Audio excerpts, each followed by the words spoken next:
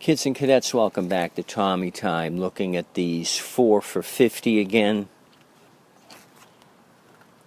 I hope you're all having a good day so far. I am. It's about 90 something degrees here in Southwest Florida.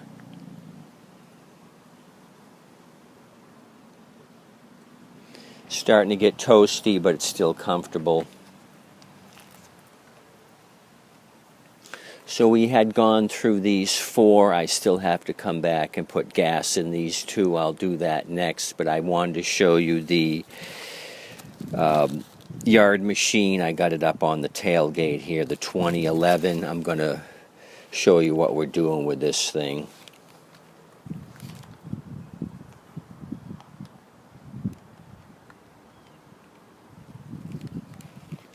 I got the carburetor off of the yard machine.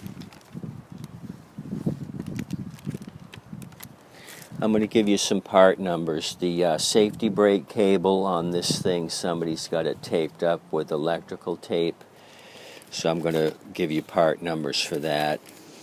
On the cable itself, in white lettering, is this number 7460957. And then a bunch of numbers after the 7. You can disregard this 506231. The set of 3 and 4 numbers here are what you're concerned with. With these cable numbers, the 746 has been superseded with the 946. So if you Google any of these 746 or 946, 0957, it'll come up with the cable. I believe it's a 50-inch cable. I just saw them on Amazon for about $9 or $10. Flea Bay has them as well. That's the safety brake cable. Here's the engine number, the 10T. If you have to order any engine numbers, April of 2011 when the engine was built. Here's the MTD number here if you want to order more than just the safety brake cable, say the tires or blades.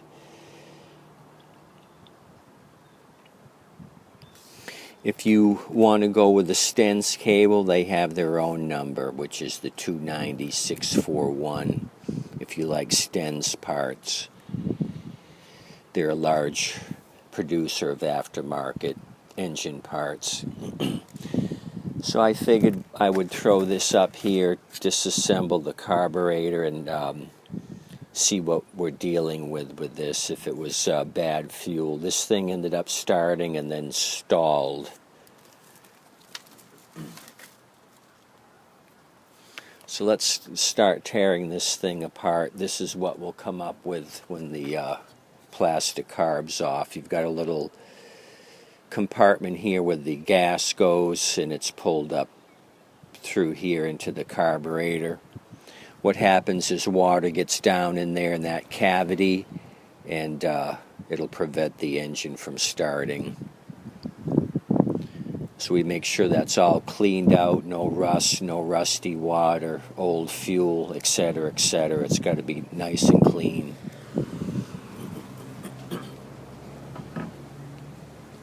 So let me grab a Phillips head. We'll start tearing this carburetor apart.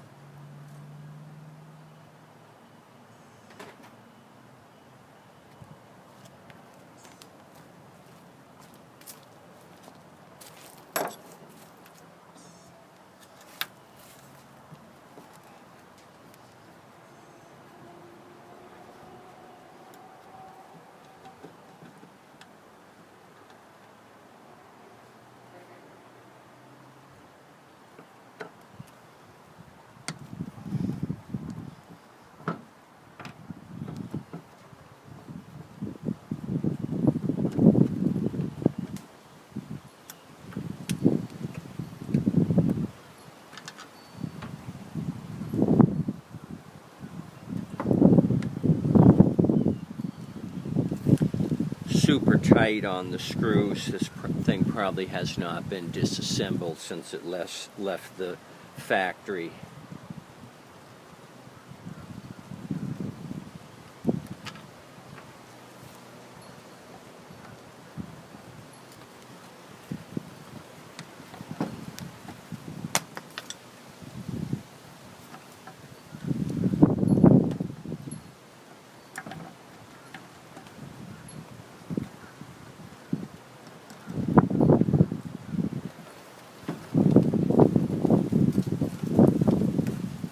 Little breezy today out of the south.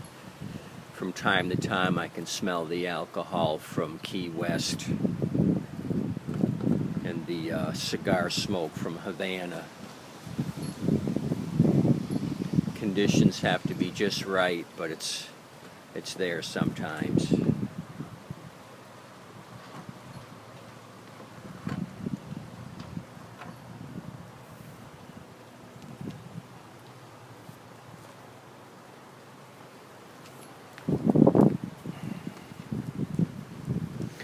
So you see the deformity here in the rubber diaphragm. These will dry out over time.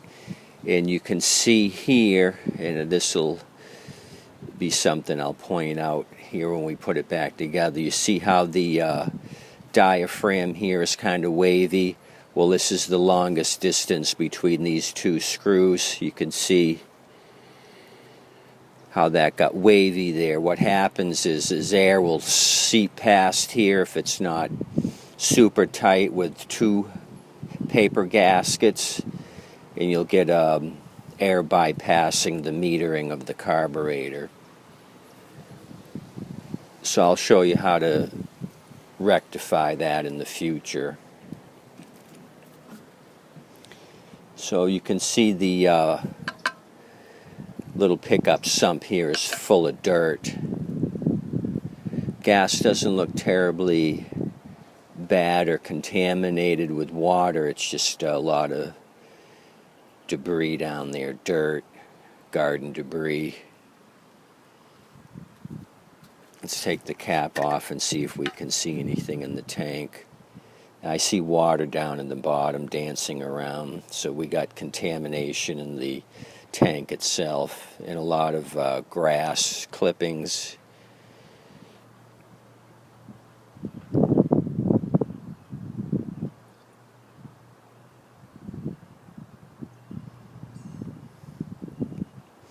So bad fuel in this thing. So I'll show you what to do when you're putting this back together again. I'm going to remove the diaphragm, and I want to save that paper gasket. We're going to reuse that again. So this is shot all curled up and deformed on the diaphragm. New diaphragm kit, Briggs & Stratton 495770 is the part number of these fine kits. This is going to be a quickie quick. I'll actually leave that paper gasket in place. No sense in removing it. I think bad fuel was our issue. This thing primed okay. I don't see any abnormalities looking at this thing as it stands. So let's use this new tank. I'll show you what to do. We're going to double gasket it, paper gasket.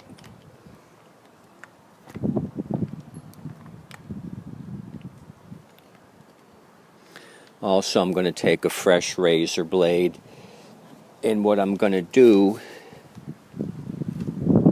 is etch this distance from this hole to that one with a razor. Just make a rough gouge in this aluminum.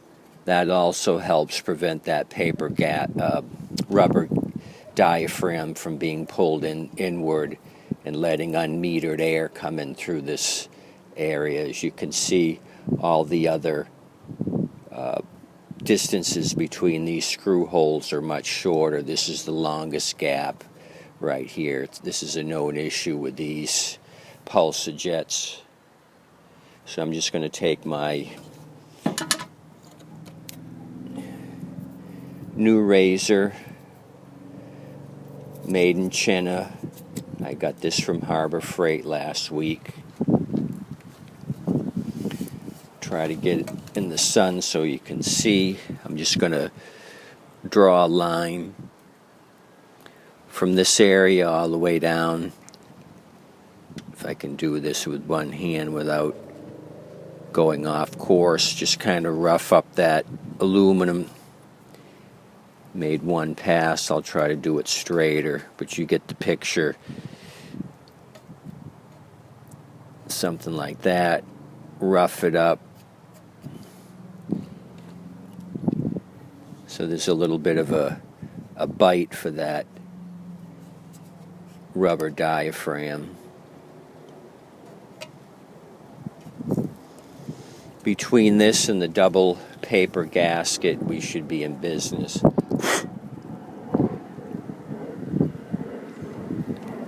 So let's put all this back together since we have a diaphragm kit here. I'm not even going to clean the rest of this thing up. It's going to be a quick, just to show you guys how to do it yourselves.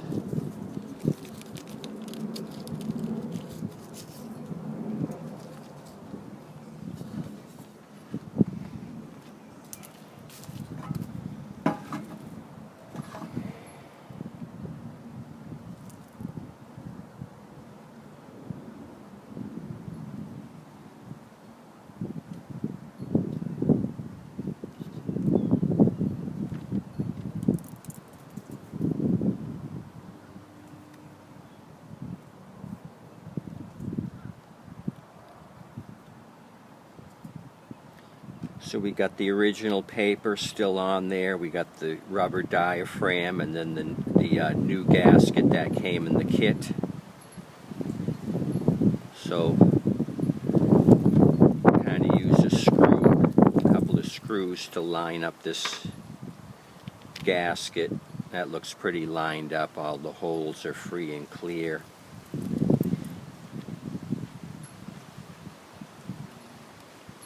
Remove the screws without screwing it up. Put it back in place.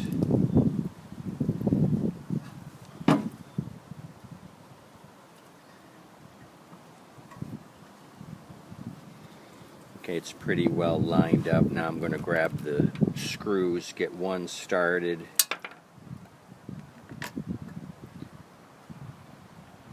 Just a half a turn.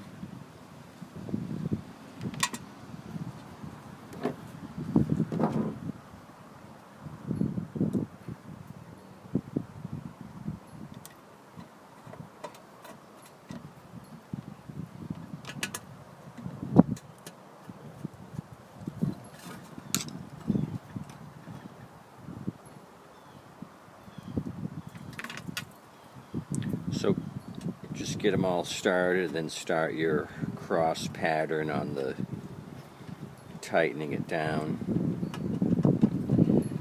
Get them all somewhat snug.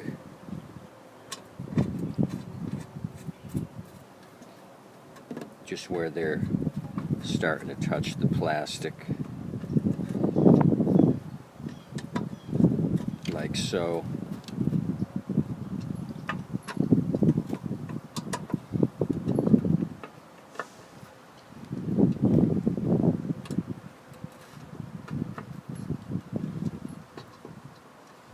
I'm not clamping down with full pressure right now. We're going to do a crisscross applesauce. Okay.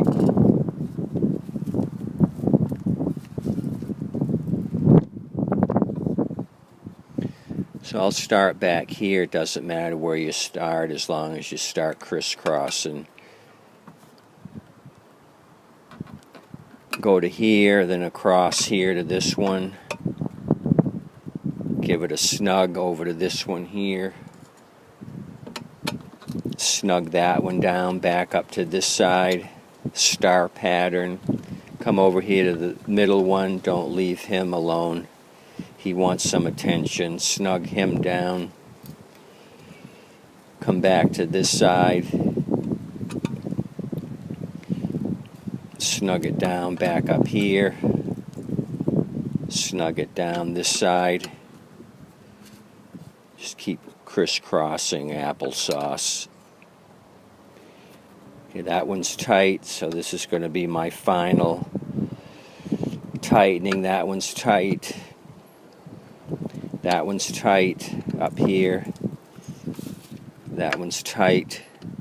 And then down there for the final one, that's tight. So now they're all snug.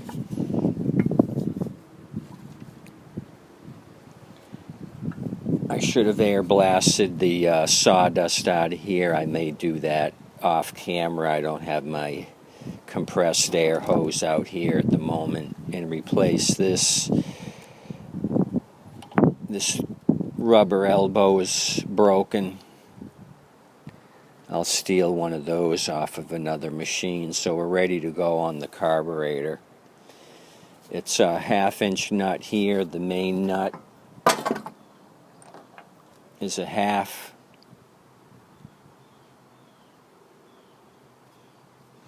And there's a 10 out here on the side that keeps it snug.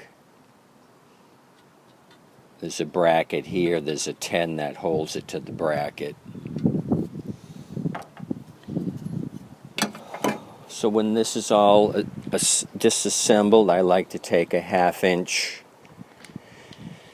socket on a breaker bar. The old crafty breaker bar wear eye protection. Made in USA. So same thing with the head bolts here. I like to come along and just give these a little tuggy.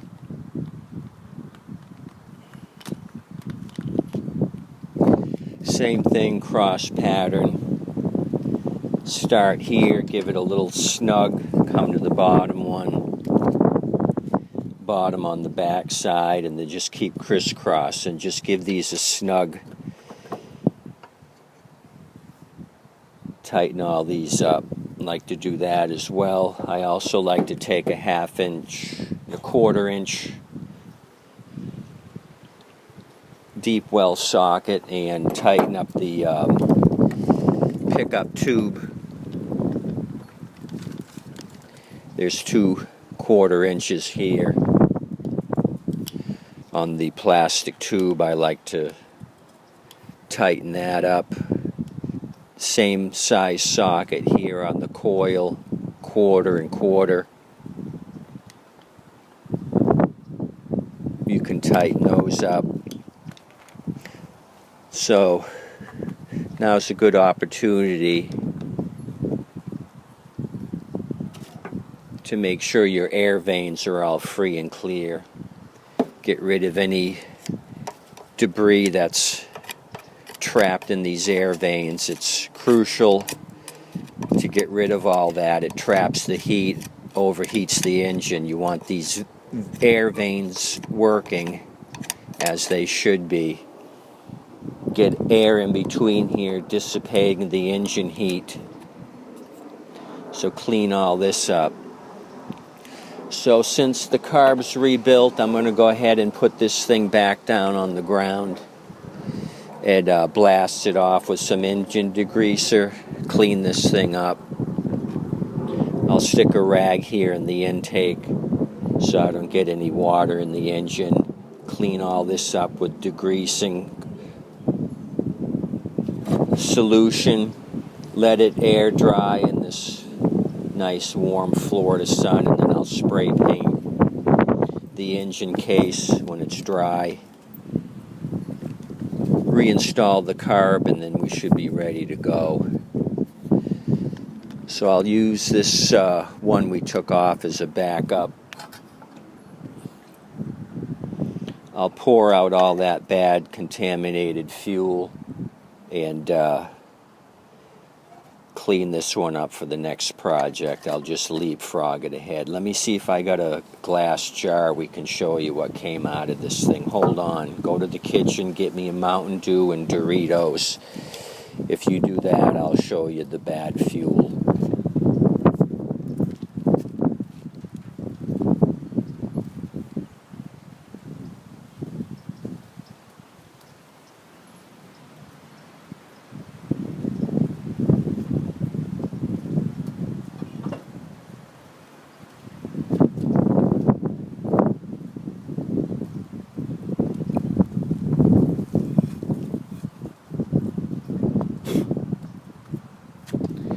Okay, this is the best I could do. There's a little bit of snot in here,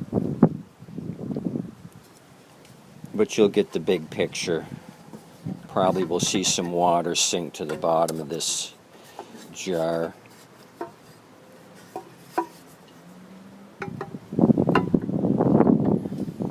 Okay, pour it out the sump. We got a lot of dirt still remaining.